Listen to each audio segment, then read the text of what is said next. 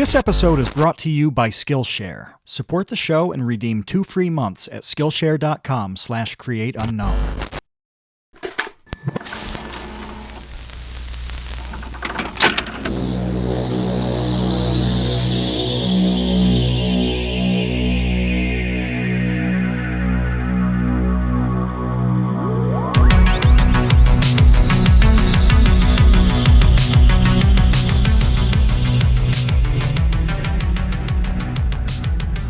Welcome to the Create Unknown. I am Kevin Lieber. With me, as always, is Matthew Tabor. And with me right now is PsychicPebbles. It's true. It is true. That's a fact. Unfortunately true. Yes. We keep things very factual here. And PsychicPebbles, you are a brilliantly talented and surreal artist who I've been a big fan of for a very long time. So it's my pleasure, really, to speak with you today. Oh, shucks. Well, thank you. I've appreciated your videos for a very long time, man. You make great stuff. I always love when people try to educate the stupid, unwashed masses like myself. So, great job on that. And the other fella, I don't know who you are, but I'm sure you make great stuff. I'll check your stuff out afterwards. I'm just being blunt, man. I don't want to lie. I don't want to lie to people here. No. I want to make a claim that's really fantastic, right. though. Okay. Give me your pitch of who you are in 3 seconds or less. 2 words or less. 2 words or less? 2 words or less. What are you all about, man? Vsauce 2 Minion. Okay, I dig it. I like it. Yeah. If you had gets more me words, excited. it'd be in a thong, but In a thong. Yeah. Crop top in a thong. right. Yeah. No, it's like socks and sandals. It works together. You can't do it without the other. I just couldn't believe when they put the minion in the thong. That was hot, dude. They gave it a juicy, like realistically rendered ass. Some monster, some creep. That whoever, you know what scares the hell out of me? Our justice system is so flawed. The fucking monster who rendered that is still walking the streets freely. The absolute creepy monster who rendered a minion's delicious ass is still walking the streets freely, making eye contact with people. He goes to the bank every day, I guess. He drives. He operates a huge vehicle. That's scary to me. That shouldn't be allowed. How much did you get paid to do it? That's my question. The monster. Nothing. I did it for the thrill, for the thrill of getting away with it. You know when serial killers say they feel like God? It was like that. Knowing I got away with that. Knowing that I got to put that in a high budget movie and let millions of people in theaters see that. You know, it just got me a high. That's all I do it for is the high, man. Of getting away with it. It'll be on your epitaph. I mean, that's It'll just say Minion's ass guy on my tombstone. Can you have hate crimes in animation? Because that would qualify. Absolutely. In fact, I've been running from the federal authorities for about 6 years now because of the little ass scene. I think they're after me. The FBI knocked on my door and I fled immediately. Well, Yeah. so aside from your legal troubles, Yeah. I wanted to get into your YouTube channel, your animation as a business on YouTube. There's a lot here that I'm really excited to talk to you about because I find animating on YouTube to be a really strange, fascinating, and largely unsupported in like a really sad way medium.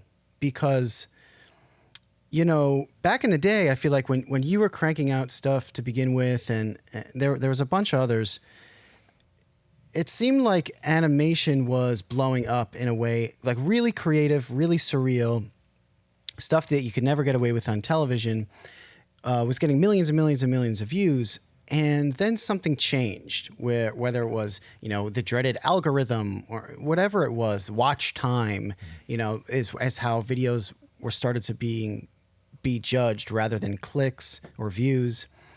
What are your thoughts on really being kind of at the forefront? Like you are a forefather of YouTube animation, and where are you at now with all of that? Like, what has that journey been like? No, you're totally right, man. So, yeah, there was a period probably from very early YouTube to about 2013 where and I don't know exactly when it changed. I have no idea the exacts of it, but it was a little bit after that Reply Girl phase. I don't know if anybody remembers Reply Girls, but there was a segment of YouTube that would literally, back when below YouTube videos, they used to have video replies. So if you watch all the YouTube videos, the people in the videos would say, "Hey, reply to my video," and then whatever. And below the video, you would see these replies. You could see other people's videos. And when this was still a thing, there was a section of YouTubers that would respond to this, but their whole thing was they would respond to every video possible. So they were abusing the system to get views for themselves. And a lot of these people were females of the female persuasion, and they had their big, juicy whatchamacallits out, and so that was how they got clicks. And but they abused the system, and they totally. They broke it, and so YouTube removed that. And I think somewhere when they did that, which by the way, I'm at the fault of a little bit because I was one of the guys pushing against them. So whatever. But so technically, it's very possible that I'm only 1% responsible for my own demise. Oops. But when they fixed that, for some reason they broke something else in YouTube fashion, where they fix this. They move a pixel to the left of the website. You're like, oh, it's better, and then they fucking break everything else. I talk about biting the hand that feeds you. I'm aware, but somewhere in there, they changed they started favoring watch time instead of views, and so what that meant was that not only gutted animation, but they gutted a lot of musicians, a lot of people that did review stuff. Like even what you do, man, you didn't get hit like as bad as with the guys, but any type of content that's required any kind of creative, editing or acting or special effects, animation, game, anything, any kind of really creative endeavors took a hit because you could spend a month or two on a video editing and doing all this work. And if your video is 2 minutes long, get 1 million views, you still weren't going to get paid as much as somebody who was churning out, 15-minute videos every day for a month. Yeah, and it's still like that. I mean, that is really what the landscape is right now. Is you have to hit that 10-minute mark so that you can get the mid roll and the end roll. And if you put out 5 videos a week that get 50,000 views, that's way the cumulative effect of that is a lot more benefits the creator, monetarily, way more than you spending 3 months on some beautifully animated project that's 1.5 minutes long. Absolutely. Well, I'll give you I'll be totally transparent. I did a video called "Get Out of My Car," and the video got like 20 million views in about a year. And I'm saying that for context, by the way. So if I had done that video in 2012 and I got that many views as quick as I did, you probably would have basically, at least you would have made maybe 40 grand. Okay. If you're going based off like $2 CPM, I made about $1,000 off that. Now, I'm not bitching, but like, come on, man. And the reason that bothers me is because, look, if I don't get paid, I don't get paid, whatever. But it's the juxtaposition of that next to the fact that I know for a fact if you churn out a bunch of, 90 parts of a Let's Play, I don't care if that's what you do as a medium, but that is way more rewarded and favored. A bunch of 10-minute videos churned out over. By the way, they're getting 50,000 views. Nobody's watching them. That gets paid more than somebody getting 20 million views. You think YouTube would favor a system where people are getting a bunch of eyeballs to your website, to videos, but no. So it's not even like if everybody had taken a hit and the whole website had sort of crumbled, I'd be a little bit less bitter about it. But it's the fact that they're heavily subsidizing, for lack of a better term. They're sort of heavily favoring a certain type of content, and I get it. They're a business; they can do what they want to. It's not, I'm not entitled to any sort of compensation. They could pay me nothing if they wanted to. Right. But it's the sort of juxtaposition and what they're favoring that sort of it disappoints me more than anything, because in my opinion, 2006 up until 2013 YouTube, I think, spawned some of the most creative stuff that I've ever seen. Yeah. And there are still people out there that are making that stuff, not for payment, to make it because they like to make it. And I fit in that camp too. I didn't make that Get Out of My Car video because I wanted to make a lot of money off of it. I made it because I wanted to make it. But yeah, it's disappointing. I think even just if they tilted the scales back a little bit more, not even fully back to what it was, but a little bit more in favor of views over total watch time, I think you would see a big spark a big uptick in people making really creative stuff like animation. Because animation, by the way, is a lot different to even live action, even creative live action. Where you can shoot a video on your iPhone pretty quickly. There's no real shorthand equivalent for animation. I mean, you sort of have a version of that with the story time people, and I respect them. Like, that's a great medium. But for full animation, if you want to be an animator, there's no real equivalent to that. So getting paid was a way to sort of make up that gap, I guess. Mm-hmm. And yeah, that sort of went away. And it's disappointing again. There's a parallel, a real strong one, with things like Vsauce 2 and the channels that take a tremendous amount of time to make a video, because it's not animation, but it's research. It's making sure that you get some subject exactly right. It's hundreds of hours can go into a video very, very, very easily. Mm-hmm. And the system that you're talking about disincentivizes the really hard stuff, whether it's animation that's extremely time-consuming or a research-based informational thing that's extremely time-consuming. You've got to have the resources to do that. You have to have some kind of reward for that investment of time, and the system is certainly imbalanced. As you're saying, it's tough to know whether adding some more value on views should be the payoff or what it is, but there's definitely a situation where the hardest stuff to do, the most intensive stuff, is rewarded the least. Right. If you wanted to make a video about why, like, Ariana Grande's outfit sucked, you could sit down and pound out 12 minutes on that.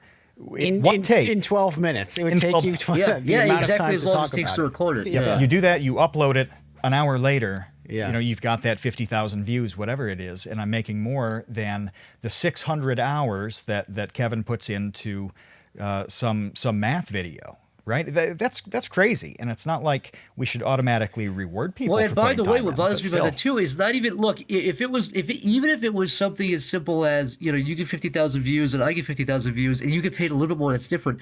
I'm talking about if you get a million views, you're in a lot of cases getting paid less from that one video than a guy pumping out 5 videos with 50,000 views that are 10 minutes long. That's what bothers me. It's like it's so heavily in one direction. There's actually not much reason why you even it's decentivizing. Mm-hmm. It makes you go, okay, let me get this straight. I have to put exactly 600. How many hundreds of hours into something?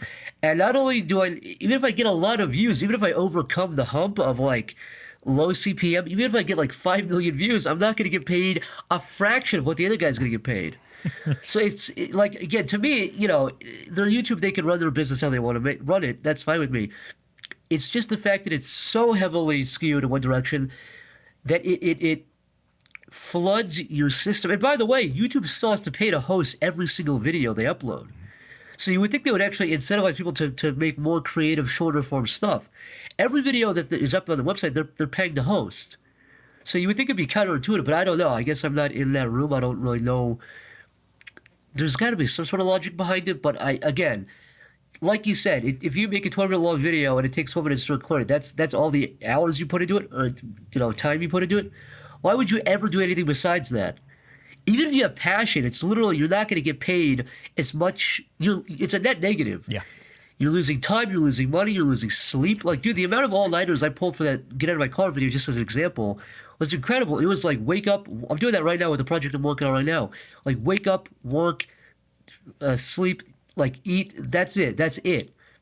And again, I do it because I like to do it. I'm not doing it for the money. I never have.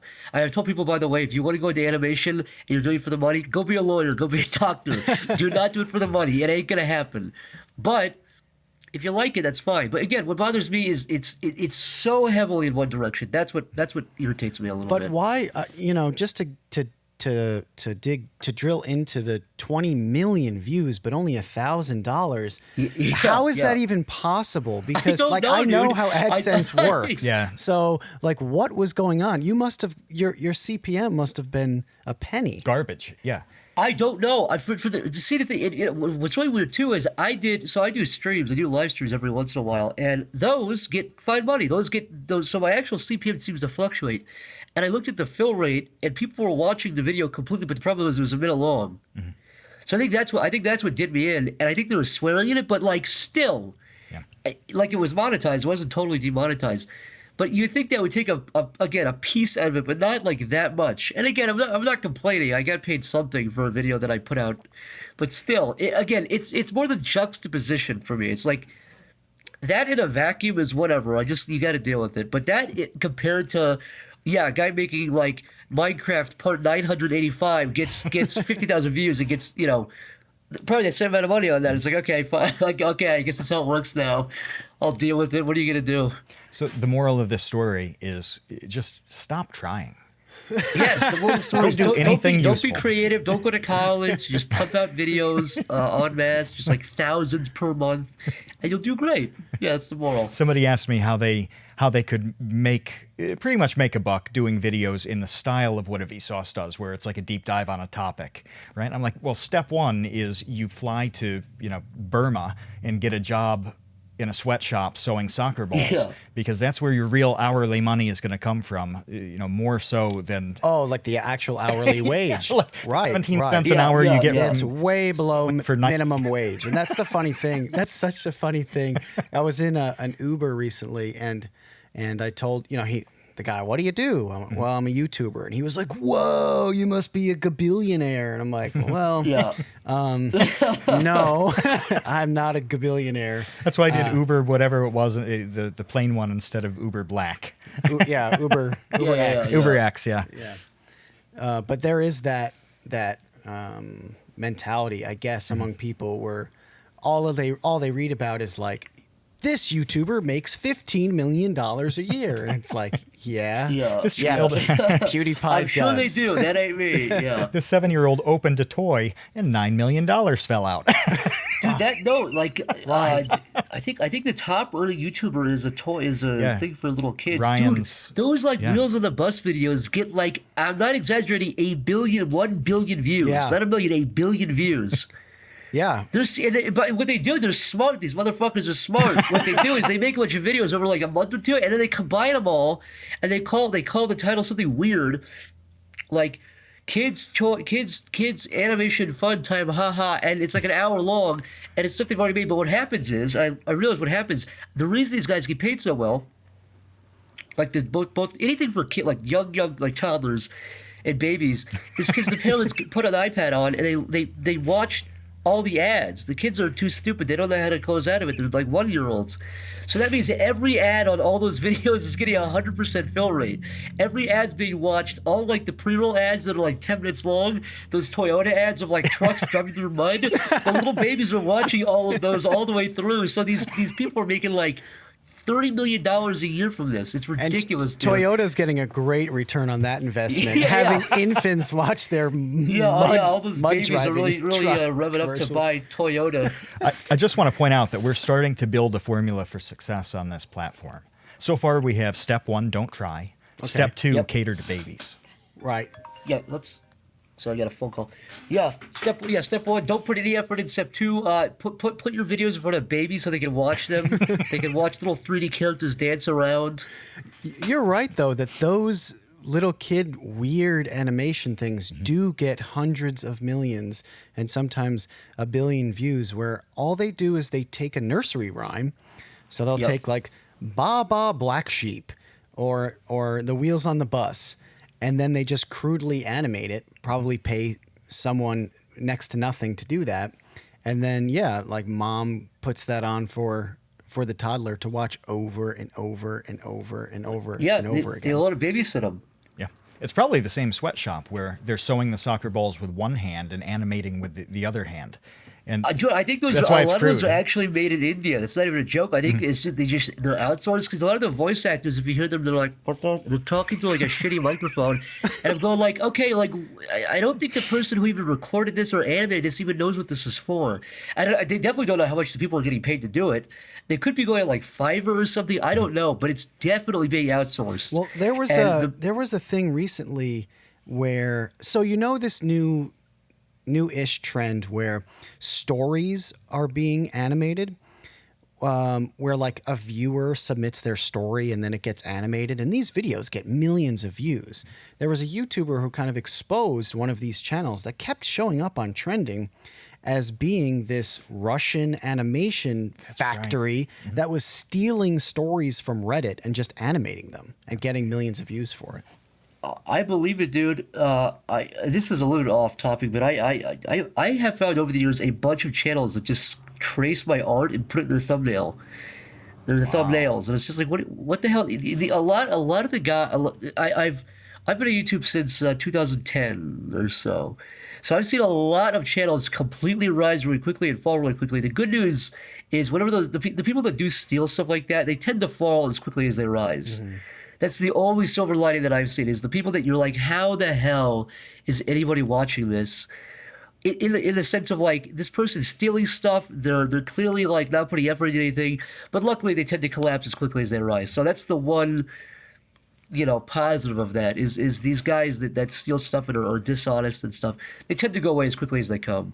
Yeah, and it seems like platforms, I'm thinking of Facebook in particular right now, where often these platforms will adjust their algorithms to kind of get rid of that trashy stuff. I know that Facebook went through that, I think it was last year-ish, maybe it was the year before, where everybody's Facebook feed was just flooded with these total factory farm, like clickbait things. And they did something where you never almost ever see that. I don't know how many people even use Facebook anymore that aren't boomers, but I check it once every week, and I scroll down and I see somebody getting mad about politics, and I go, all right, goodbye. Yeah. That's pretty much what it is. Yeah. It's like your angry aunt that you haven't talked to in 2 years yelling about GMOs or something. Yeah. No, it's on both sides. I'm literally just saying that. Literally, I go, I scroll down, I'll see a post on one pissed off side, I'll scroll down and see a completely different post, and I'm just like, all right, this is giving me heart palpitations. I can't look at this. It's giving me anxiety. It's making me furious. I can't look at this. Arguing about vaccines and... Yeah. It's like, all right, good luck, Godspeed. I don't care. Do what you want to do. Not for me. But the Facebook thing, yeah, you're right. They changed the algorithm. I think it was a lot of picture-oriented stuff, and what these people did, I don't know if they're still doing it, but to get around it, people that are uploading MP4s of JPEGs. Yeah. Yes, yeah, they did like that. Video files of like moving like shitty memes. So to get around it, I think they started banning those too, but that's how they got around the algorithm for a little bit, was to do that. Yeah, it's so crazy. But these people always try to adapt, but again, luckily they tend to be weeded out usually. Yeah, the moral of the story is they rise and they fall, and yeah. But going back a little bit to where you're at now, this conversation has been like jokingly cynical and in some ways seriously cynical, but at the same time, I think that we can glean a little bit from your story and your other friends' stories who have done animations where, are we at a point where YouTube is like a portfolio to get your work out or to develop your style, and then you're able to get work elsewhere? Because I know that you've been able to get work elsewhere. Your friend Michael Cusack, he worked on that amazing Rick and Morty Australian thing for Adult Swim. So there are success stories to be pulled from kind of YouTube's failure to support animators. It's a weird animation's a weird one, like I said, because there's not even when YouTube was doing really well, there wasn't really an equivalent, a shorthand version of like getting something out quickly.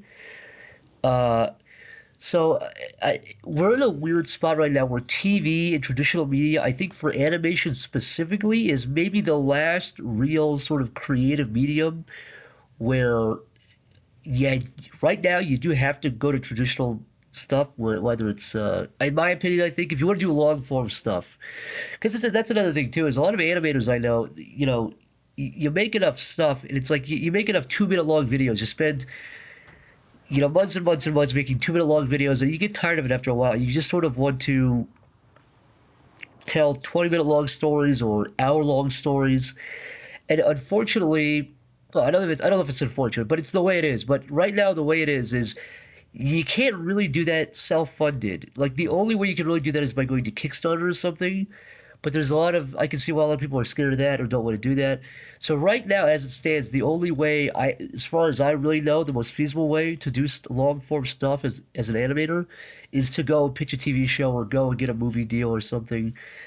And, old media, especially for animation, I think, has definitely not merged at all with the internet. I think that'll be different in about 10 to 15 to 20 years. You're seeing stuff being now made sort of a little bit more for the internet, like with the intent of that. Like Bushworld, actually, I think, Bushworld Adventures by Michael, that sort of quick-paced, like, rewatchability factor is going to be a lot more common, I think, in animation, where, if you watch a lot of the animations that were created in the sort of, if you want to call it the golden era of YouTube in terms of animation, where a lot of people are putting out a lot of different animated stuff, a lot of those are really short and quick and rewatchable. Mm-hmm. You can rewatch a lot because a lot of stuff is happening. It's moving really fast.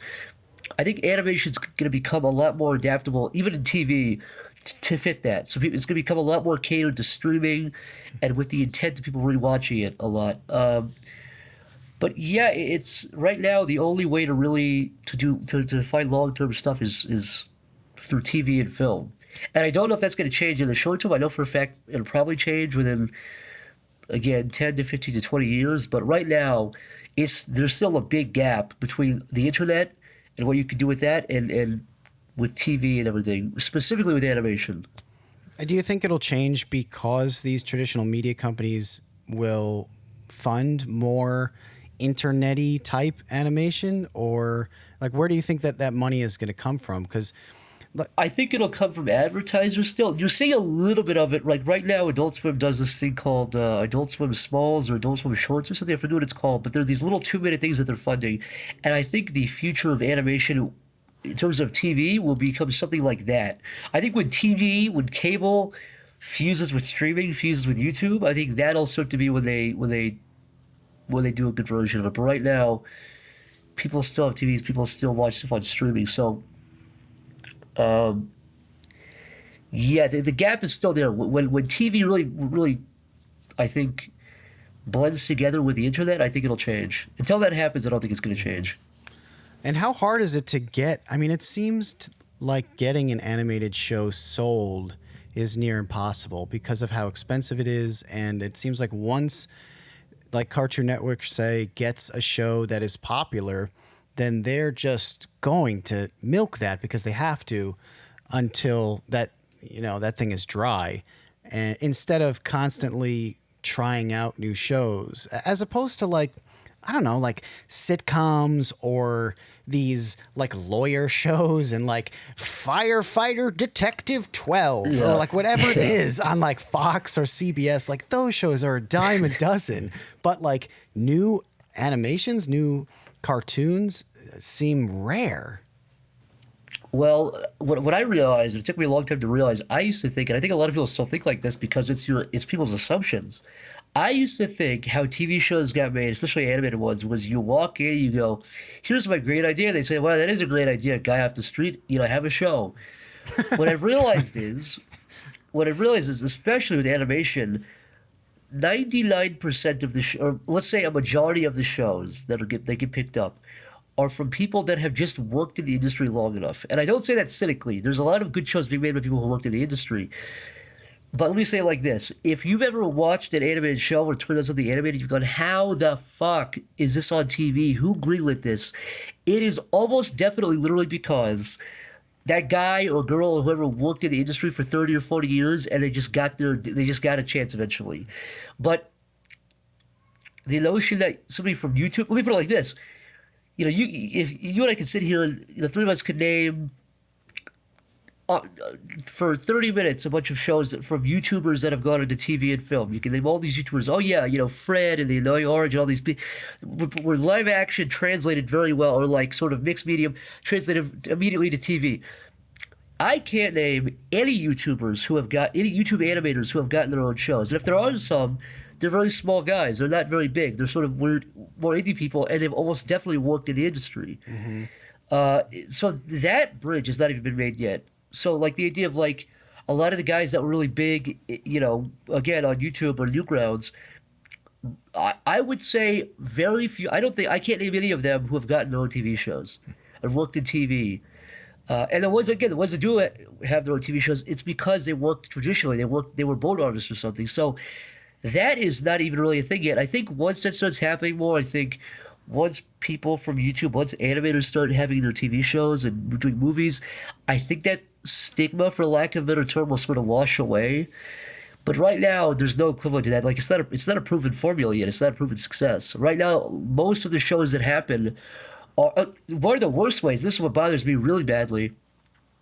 Is a lot of animated shows I feel like also are actors or comedians, and I say this with all due respect. You know, I like a lot of these people that have these things, but it's actors or comedians or musicians, and their agents go, "Hey, you should do an animated show. They're really easy to do." You know, I've heard actors talk about animation. They go, "Oh yeah, you go in the booth with a baseball cap and you record and you fucking get out." It's like, no, dude. So it's made animation right now. I feel like is not totally made by, but it's dominated by people who don't really care about animation as a medium. Who don't really give a shit about it. They either don't know about it or don't care about it. So they just go, whatever. I'll do an animated show. That's easy. And they hire the people to write it and to direct it and do everything for it. But if I were to ask you guys right now, name, like off the top of your head quickly without thinking, name the most well-known animated shows of all time, especially for adult animation. It's like Beavis and Butthead, South Park, Family Guy, The Simpsons. Every single one of these long-lasting shows, if you can go on and name other ones too. SpongeBob, Rocko's Modern Life, all these shows that have stood the test of time, every single one of them have been animator and artist driven. In other words, it's made by an artist and animator, and there's a centralized vision. I feel like that has not gone away, but I feel like whenever that's given a chance, it almost always does well. And when it fails, it at least fails with a vision. And I can always respect that. At least when I watch something that's made by somebody, I can say, okay, you know what? Wasn't for me, and it failed, and nobody watched it, but at least they really had a centralized vision, and they cared about what they were doing, rather than these sort of, you know, I don't think I'm being cynical. I think the people that are making some of these shows are cynical. What are some of the shows that fall into the category of just being kind of this, I don't know how you would describe it, this manufactured corporate, this is an easy thing to do. I don't want to name names because I live in Burbank, and I'm sure I'm gonna bump into these fucking people. Okay. I used to not be like this, but I don't want to be a hypocrite, because I used to be like, I hate this show, and then I come here and they go, oh, I work on this show. I go, ooh, whoops, I think I shit talked your show once. So Okay. let me just put it like this: go on Wikipedia and type in currently running adult anime. It's a lot of the adult animated stuff, really, because Cartoon Network is pretty good with being creator driven. Just look up, like, a lot of this stuff made for adults, and a lot of the stuff made for adults, by the way, is very patronizing. It's like, yeah, let's make a show where it's like people smoke drugs and get drunk and have sex. Who cares? Right. Who cares? It's not interesting. You're doing a cartoon. You can do anything. You can tell any story. I think the best animated stuff ever made, in my opinion, TV-wise, like, you know, old South Park. I think new South Park is good too, but I mean, like, classic season, like 3 through 8 South Park is, even when it was crude, and even when it was like political or satirical, it's not what made it good. There's a real charm there. It's because Matt Stone and Trey Parker have been making the show consistently. Even if you hate South Park and think it's bad, you've always hated it.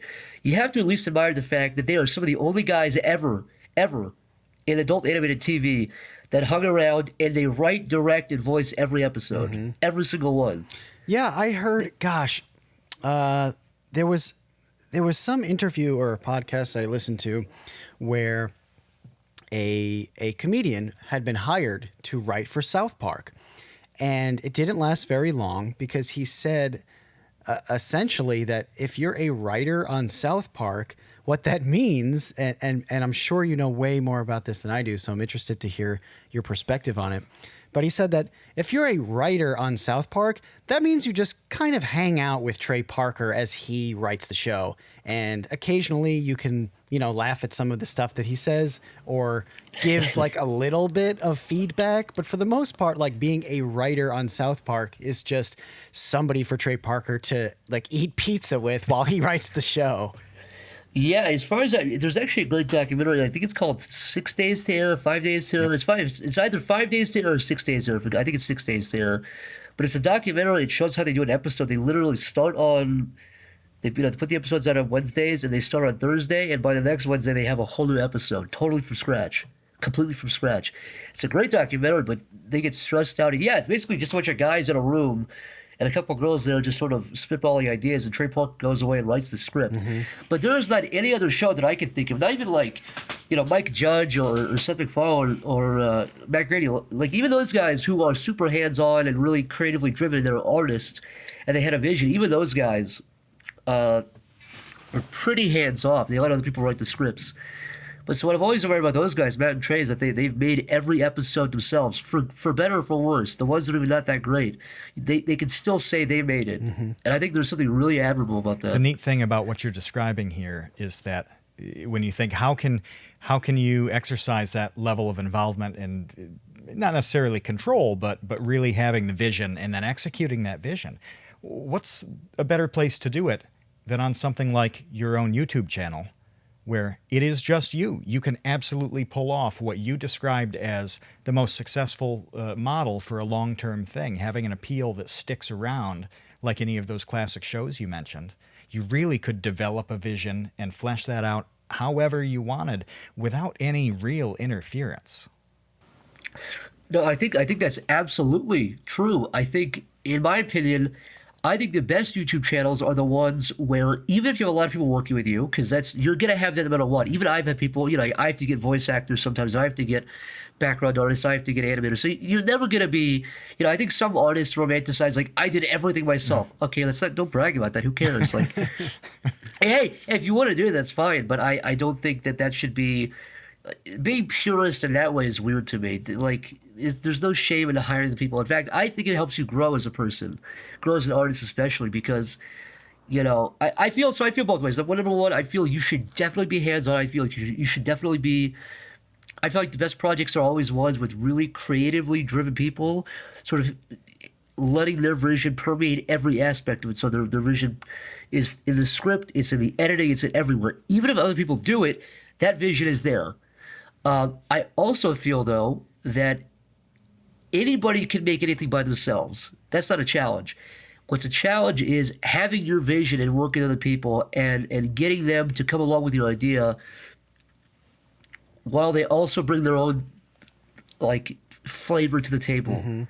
That, to me, is the best of both worlds. And I actually think, like, even if you go back to TV, like back to South Park, I think, like, or any of these animated shows, I think some of these artists who are, you have some people that make great stuff, and when they're let totally on their own, actually, their stuff gets a little bit worse, because sometimes people are better. I think they can be better if they have the network or, S&P or the legal team say, you can't do that. I'll give you an example, like episode of South Park where they had Tom Cruise in the closet. That episode started off with him being flamboyantly gay. And the legal team said, you can't, that's illegal, you can't do that. And they said, okay, like, even if you don't like that episode, I think it's a way funnier angle that they took where he's literally in the closet, like in an actual physical closet. So, and there's a lot of those examples through game making, through movies, through TV, and you get a little bit of that challenge. I think artificially you could put that challenge with you or on top of you on YouTube by having other people on your team, by having maybe you have advertisers or a sponsor. So I actually like sometimes when, I have a creative hurdle, because my and I'm, who cares what I think? But in my opinion, for me, my motto to myself has always been, if I get a creative challenge tossed to me and I can't do it, I always say, like, well, then I shouldn't be doing this at all then. Like, what am I doing anything for? And I say the same thing about, like, I did a show called Hellbenders. I did a little web series called Hellbenders a couple of years ago. And, like, ending something like that and putting it aside and starting something new, continuing to move on, is not easy, but you have to go, okay, if that was really my peak, if that was really my best idea, I shouldn't really be making anything. If I only have one good idea, then what the hell am I doing? And so I sort of use that to motivate me, where it's like, it's not easy to throw something away or move on, or again, even if you're sticking with the same project, it's not easy to say, I'm not going to change that idea.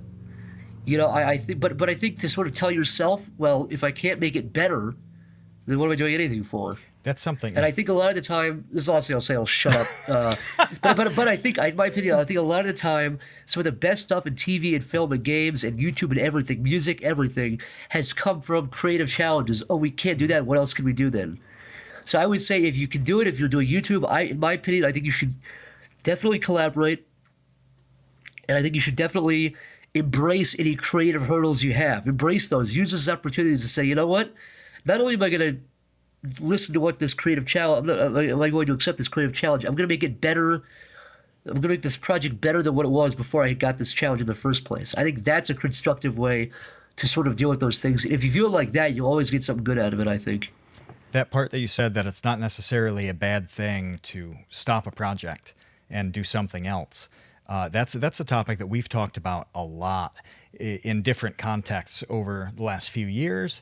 And after talking to people through season 1, like some version of this comes up quite a lot on how necessary it is to wrap up one idea, use what you've gotten out of that to drive another new idea that's probably going to be a lot better, and embracing how healthy that is to pull the plug. To step on the oxygen hose and let the gamma of your project expire. Yeah. It can be scary. You want to tell the police something? Look into the camera and tell us what you did in 2016. We know it was not an accident.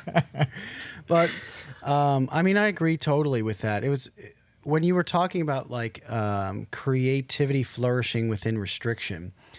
I had a million years ago, I tried to get an internship at Adult Swim. So this was probably like 13 years ago. This was a while ago. Oh, wow. And what I did was I kind of stalked people that worked at Adult Swim and found their contact information and just like emailed a couple of them. And then got my way to a phone call, to a phone interview for this internship. And when I had the interview, that was exactly what I said I loved about Adult Swim.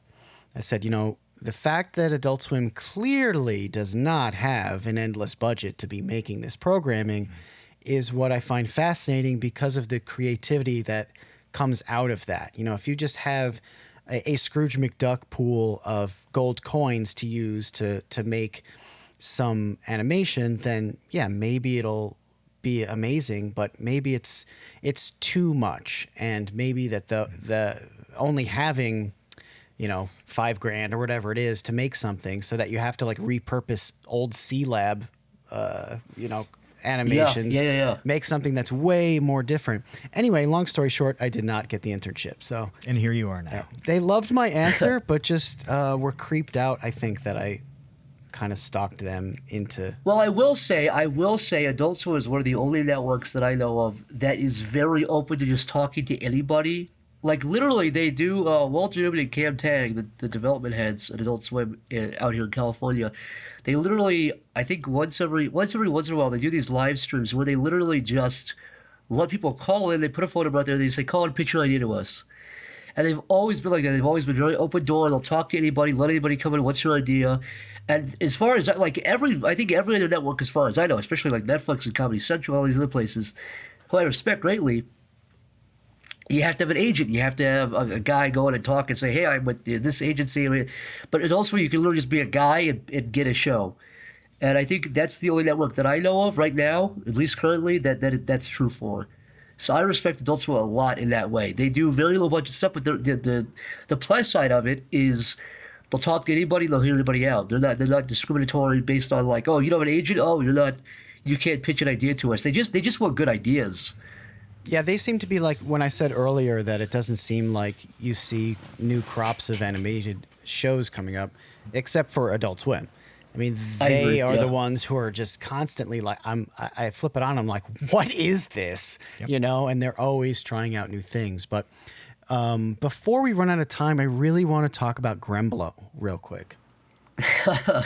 Yeah. So I loved Gremblo, and I just want to know where that came from and what your thought process was behind. I don't know, just kind of like doing it and then walking away from it? So that came out of I was making a show actually. Nobody, I don't think anybody knows this. So you're getting a scoop, a hot scoop here. Ooh. I like it. I was developing a show with Michael Cusack and another animator, a guy who works on a thing called Trash Tunes, a really talented guy, and we had all three started making. We said something like, okay, we'll give ourselves like a week or two to make a show idea. A week or two to make a show idea, we'll just do it. And I think he was one of the characters in there, and I think that I'm pretty sure that came from my sensibilities of drawing characters just look like that. So I would draw quickly, like sort of like the Little Caesars pizza looking guy, where it's just a big kind of nose, like the character on the screen, basically. Like that sort of. I like the way that profile looks on characters. It's easy, you know. It's like you could do that one line. You could do that without removing the pencil from the page. So I kind of like the free motion of that style, and Michael Cusack, all of his characters are like pink and green and orange and yellow. They're always very bright and colorful. And I think he made it pink. And then the third guy made Trash Tunes. He made a cartoon a while ago called Gremblo. That was his name that he thought of. But it didn't look anything like that thing. I think it did, but his cartoons had pink characters. So I think from that we said, oh, we'll just use that. He was like, that's fine. And then, so we thought of the show idea first. And then I think we just tweeted the design, I think, one day, and people started retweeting it. And then Michael put out a version, I think. And the third guy didn't have that many followers, so I don't think he was, the Trashes guy didn't have any followers, so I don't think he was tweeting too much about it. But it was just basically Michael and I tweeting about it. He obviously shared it with it, and then people started doing fan art for it. And we started retweeting the fan art. It's just sort of like a feedback loop. People it just became more and more and more and more. And actually, but we were not trying to make it a viral character. But we had already, so it was weird. It was a weird backwards thing. And then we started to reveal more and more that character had coworkers and he had a business and everything. And people thought it was the other way around, but it was actually the inverse. We had thought of him first and then tweeted that. We saw people liked it. We're like, oh, okay. Well, then let's reveal more about it. And I don't think anybody knew that, but then we pitched that to Adult Swim. And then they greenlit us for a script. And then that fell through for another reason. It was not a bad thing. And then Michael and I pitched something else, and the Trash Tunes guy went off and started his own thing. And then the Gremblo thing we just left because it was a project we all three made, and we didn't want to do something with that third guy, so we just totally scrapped it. But it was a really weird. It all happened like in a quick span. Again, it was like June 2017. We thought of that character. We tweeted him out. He went really viral. And then, we abandoned him. I actually have a bunch of, if I ever see you guys, I have a bunch of Gremblo pins that we did. We sold a bunch of them. And then that was basically when I said the character's done. Well, okay, the character's buried. But the point is, I have a bunch of these things laying around in my closet, waiting to be given out to people, like 20 extra ones they had. So anytime I see anybody that likes that character, I'm just like, here, have a free one. I don't want to sell it, but have it. So I have a big creepy fucking pile of these stupid pins in my closet sitting there. So that's the rise and fall of Gremblo. And that's a good example of something where the three of us were just like, let's drop this as a character because I know we can all three do better. And guess what? We all three did better. The third guy made his own thing. Michael and I not only did our own stuff, but we were collaborating more. And I think that's an example, again, of taking a really good idea that you're really proud of and just going, you know what? I could do better. Like, that was its own thing. The same thing with Hellbenders. Like, that was its own thing. It's okay that it had its time and its place, but, there's no shame in, leaving something and starting something new creatively. Yeah, so now you're doing awesome things aside from that, but the Gremblo thing I just needed to hear exactly from the horse's mouth. It's really weird. Again, I think you got the scoop. I don't think anybody knew the sort of backwards way it actually came about. And it's also a perfect example of what you were illustrating earlier about collaboration, because Gremblo was this trinity apparently between the three of you.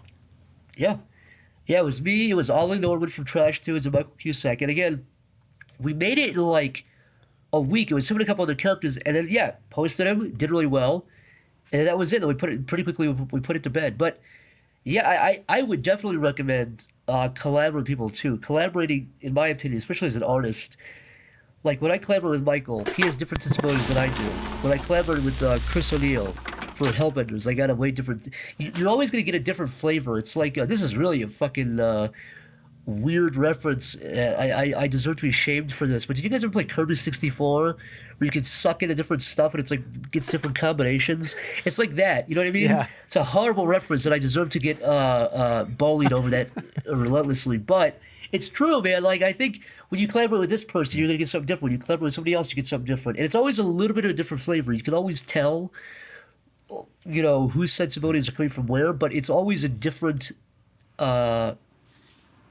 I don't know. I like that about art and collaboration. It goes back to what you said about limitations as well, because when you work with somebody else like that, you're opened up to whatever skill set they've got, whatever vision and quirky interpretations, whatever it is. You get all of these things, so you open up in this tremendously unique way, but you also get their limitations too. And that can be really beneficial, like you said, working within the confines of whether it's abilities to, some technical thing, whatever it is. It's a whole new set of possibilities and a whole new set of limitations. And when you combine that with your own pair of the same things, you just by default are going to get something unique and different, probably more unique than what either of those two people could do together. Or individually. Well, absolutely. Because they're going to reject some of your ideas. And it's like, okay, well, now what? And if they weren't there to reject it, then you just would have done that. And maybe you wouldn't have thought of the next thing. Yep. Before we wrap up, we love to showcase the creativity of our guests here on The Create Unknown by asking them something that has no answer. Just you just need to make it up on the spot. And what I would love to ask you, PsychicPebbles, is to make up a character for us and give him or her a name and tell us about his or her occupation. All right, I got a new character, crazy new character concept. His name is Gilby, Gilbi, Gilby the piece of shit. That's his official full name, legal name on his ID. He's Gilby the piece of shit. He works. He works like you and I. He's a regular working Joe Schmo. Every episode, we never see what he does, but he always just says to the camera, he says, "You got to believe me, I'm a working Joe Schmo. I'm a regular kind of guy." And then in episode 2, he dies. He gets killed. I think that's a good show idea. So there's just 2 episodes? Good character. Yeah, and he just looks at the camera and says, "Look, you got to believe me. I know I say it all the time, and you're probably wondering, can I see where you work? Well, I can't show you that for legal reasons, but listen, you got to believe me. I'm a regular blue-collar fella, 9 to 5, like the rest of us. You just got to believe me on this one, man." In episode 2, he gets killed, yeah. All right, so whoever is listening to this, please rip that audio and animate it so that we can retweet it. Yeah. I will retweet that if somebody animates that. Perfect. Thank you so much for joining us. This has been awesome.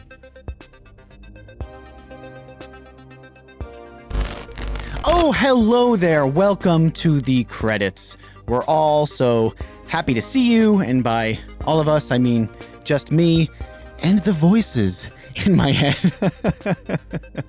This episode was brought to you by Rode Microphones. This is a Rode microphone. If you want to get a Rode microphone or any of their lovely accessories, then just go to Rode.com. That's RODE.com and get some Rode equipment for yourself. The Create Unknown is produced by Triangle Content, and it's made by lots of really lovely and enjoyable people. I want to thank PsychicPebbles for joining us today. I loved our conversation. He is a kindred spirit, and I love his wacky animations and his deranged drawings. Make sure that you subscribe to us here at The Create Unknown. If you haven't yet, ring the notification bell, like the video, leave a glowing comment. You can also take us with you if you just want to hear us by going to, Apple Podcasts, Google Podcasts, Spotify, wherever it is that you listen to things instead of just seeing things. And while you're there, leave us a review on like Podchaser or apples, pears, grapes, bananas. Now I'm just naming fruit. I forgot where we were. Oh yeah, we're in the credits. That's pretty much it, I think. I don't think there's anything else to say. Is there anybody else to credit? What do you think? Person who's not sitting there. This is when we should stop. All right. That's it. See you, Space Cowboys. Why'd I do that?